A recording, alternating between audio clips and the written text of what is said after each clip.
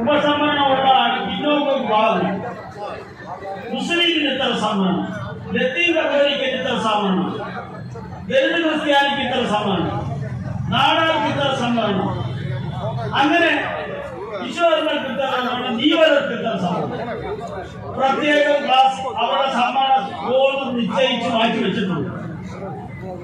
ഇതിന്റെ ഒന്നും വരാത്ത മഹാഭൂരിപക്ഷം വരുന്ന കൊച്ചു കൊച്ചു സമുദായങ്ങൾ, വണിക വൈശ്യ, പിന്നൊന്നും മൺപാത്ര നിർമ്മാണ സമുദായം, ഇങ്ങനെയുള്ള സമുദായങ്ങളെല്ലാം 80ഓളം സമുദായങ്ങളുണ്ട്. ആ സമുദായങ്ങൾക്ക് എല്ലാവർക്കും കൂടി മൊത്തം കൊടുത്തിരിക്കുന്ന സംവരണം 3% സംവരണമാണ് പബ്ലിക് സർവീസ് കമ്മീഷൻ വഴി.